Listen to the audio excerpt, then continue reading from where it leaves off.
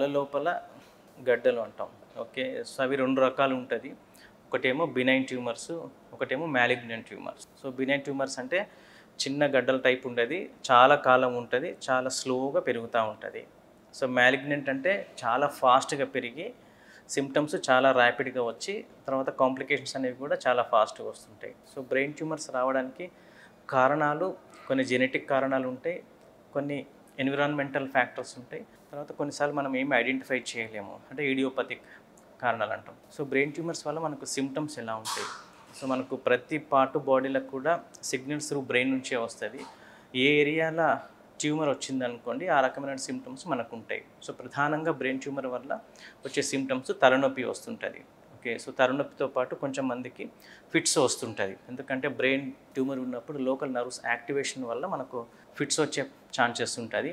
So దాంతోపాటుగా ఏ area involvement, ఒకవేళ motor area involve అయింది అనుకోండి పారాలసిస్ సిమ్టమ్స్, అంటే ఆపోజిట్ మనకు చేయి కాలు పడిపోతుంటుంది, కొంచెం మందికి తిమ్మిరి వస్తుంటుంది ఒక సైడు, తర్వాత కొంచెం మందికి బ్రెయిన్ లోపల వాటర్ ప్రెషర్ ఎక్కువ ఉంటుంది, ఎక్కువ ఉండి కొంచెం అన్కాన్షియస్ అవుతుంటారు. సో దాంతోపాటుగా కాళ్ళు చేతులు అన్నీ పడిపోతుంటాయి వాళ్ళకు, 2 కాళ్ళు 2 చేతులు. ఓకే. సో ఇలాంటి సిమ్టమ్స్ ఉంటాయి. ఓకే. బినైన్ ట్యూమర్స్ అంటే చాలా స్లోగా పెరుగుతూ ఉంటుంది. సో మాలిగ్నెంట్ సిమ్టమ్స్ ఈ సిమ్టమ్స్ అన్నీ కూడా చాలా ఫాస్ట్గా వస్తాయి. సో ఇలాంటి సిమ్టమ్స్ వచ్చినప్పుడు ప్రధానంగా అది ఏజ్ వాళ్ళ గ్రూప్ అయినా రావచ్చు. సో చిన్నపిల్లల నుంచి పెద్దవాళ్ళ వరకు ట్యూమర్ టైప్ని బట్టి రావచ్చు. సో ఇలాంటి వచ్చినప్పుడు ఫస్ట్ డాక్టర్ దగ్గరికి వెళ్ళినప్పుడు ఇమేజింగ్ అంటే న్యూరో ఇమేజింగ్ వల్ల మనం ట్యూమర్ ఉందా లేదా అన్నది తెలుస్తుంటుంది. సో దానికి కాంట్రాస్ట్ ఇస్తే దానివల్ల కూడా మనం అది బినైన్ ట్యూమరా తర్వాత మాలిగ్నెంట్ ట్యూమర్ అనేది ఐడెంటిఫై చేయవచ్చు. సో బినైన్ ట్యూమర్ చాలా మటుకు లోకలైజ్డ్గానే ఉంటుంది.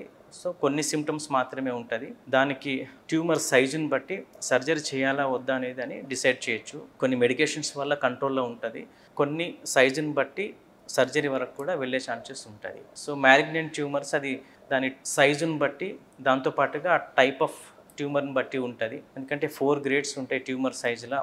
ఫస్ట్ నుంచి లాస్ట్ అంటే మనం మాలిగ్నెంట్లో సివియర్ అనప్లాస్టిక్ టు మెటాస్టాటిక్ అంటాం. సో దాన్ని బట్టి మనం ఒకవేళ స్టేజ్ 1 to ఉందంటే కన్జర్వేటివ్గా మేనేజ్ చేయొచ్చు. స్టేజ్ 2 to 3లో 1 to 2లో మనం సర్జరీ అనేది ప్లాన్ చేసుకోవచ్చు. 3 to 4లో ఓన్లీ సిమ్టమాటిక్ అంటే ఆ డీబల్కింగ్ అని చెప్పేసి సర్జికల్ ప్రొసీజర్ ఉంటుంది. కొంతవరకు మనం ట్యూమర్ని తీసేసి మిగతాది మనం అట్లనే పెట్టేసి దాంతోపాటుగా నెక్స్ట్ కీమోథెరపీ కానీ రేడియోథెరపీ కానీ యూజ్ చేయొచ్చు. ఓకే. సో దీనికి ప్రధానంగా మెడికేషన్స్ అనేవి తలనొప్పి తగ్గించడానికి, తర్వాత ట్యూమర్ సైజ్ తగ్గించడానికి, తర్వాత ట్యూమర్ చుట్టూ ఉండే వాపు తగ్గించడానికి మెడికేషన్స్ ఉన్నాయి. సో దాంతోపాటుగా ఫిట్స్ వచ్చే ప్రమాదం ఉంటుంది కాబట్టి మనం ఫిట్స్ మెడికేషన్స్ కూడా పెట్టొచ్చి ఫిట్స్ రాకుండా చూసుకోవచ్చు. ఒకవేళ బ్రెయిన్ లోపల ఉన్న వాటర్ కంటెంట్ ఎక్కువైంది అనుకోండి దాన్ని హైడ్రోసెఫలస్ అంటాం. సో దానికి కూడా సర్జికల్ ప్రొసీజర్ తోటి మనం ఆ వాటర్ ప్రెజర్ను అనేది ఆ డైవర్షన్ అనేది చేసుకోవచ్చు.